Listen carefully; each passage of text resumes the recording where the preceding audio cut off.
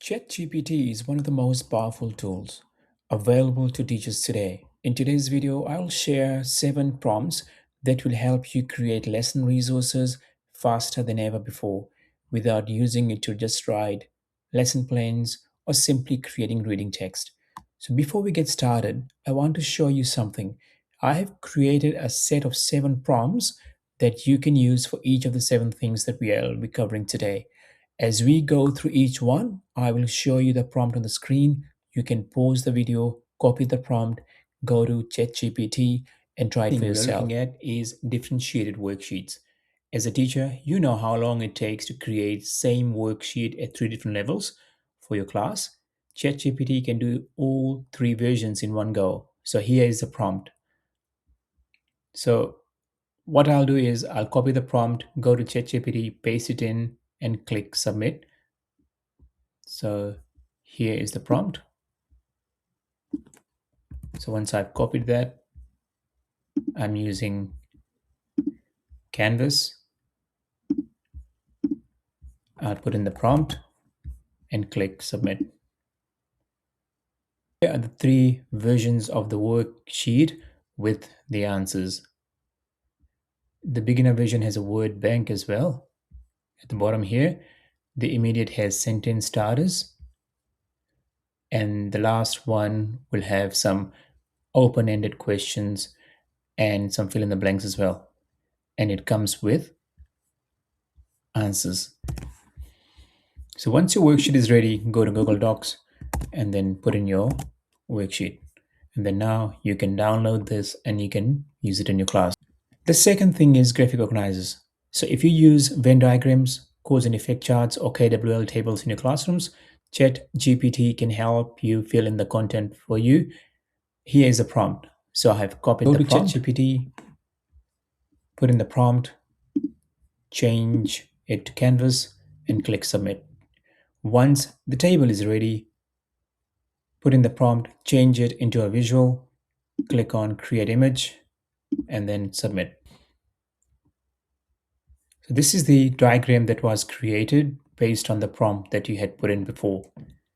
The third thing is exit cards. So these are quick formative assessments that you can use at the end of the session to check for understanding. Creating a fresh one for each lesson takes time. Here is a prompt.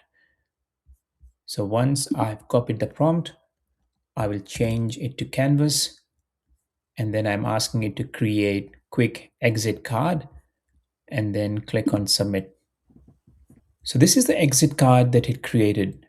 Now I've prompted it to change it into a slide format to be used on as a display, and I change the tool type to create image, click submit. That prompt helped me to change that exit card into like 4 slides. So the focus for the day, the question, application, and then reflection on it. I can also play that as a slideshow. So this is how it will look. The fourth thing is vocabulary worksheets using the Frayer model. Here you get to ask for definition, key features, examples, and non-examples, and it is one of the most effective vocab tools for students. ChatGPT fills this in for you for any word or concept that you are teaching. So here is a prompt. So what I'll do is I'll copy that, and then I'll go back to ChatGPT and I'll paste the prompt, change it to Canvas, click on submit. Using the layout given here, put in the prompt, change it to image, and then click on submit. Final product. I can use this prompter to change the style and design of this image. I can go ahead and download that or share it, or I can go ahead and change the ratio of that, or I can go ahead and edit it as well. The fifth thing is task cards. So task cards are perfect for learning stations and group activities. Creating a full set of 12 cards by hand takes a lot of time. With tools such as ChatGPT, it takes about 30 seconds. So here's a prompt. So once you have copied the prompt, go to ChatGPT, put in the prompt, change it to Canvas, click submit. I've got 12 cards, all different question types, numbered, ready to go. So at the bottom over here in the prompt bar, change this to image, convert this into a PowerPoint, which can be printed into cards, and then click submit. The sixth thing is infographics. Now you can use ChatGPT to create visuals through the image tool.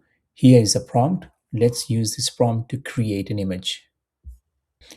I have put in the prompt, I have put in the poem, and I've changed it to image. And now these are the options that I can choose. I will go with this option. And once I've chosen it, I can click this is submit. Your final product. As stated in the prompt, it has a title, the poet's name, 5 key facts, language features, ideas from the poem, and one sentence summary. Now, this becomes a teaching resource. You can go and download that over here, share, change the ratio, and you can edit that as well. The seventh thing, and this is one of my favorites, is a visual thinking routine. So if you use routines like see, think, wonder, 4Cs, or claim support question framework for do nows or at the beginning of your lesson, ChatGPT can generate a ready to use thinking routine for your topic. Here is the prompt. Enter the prompt, put a similar image that I want, and then click on submit. So this is my image. Based on that, students will be doing this small task at the beginning of the lesson where they get to notice, think, and wonder what this is about.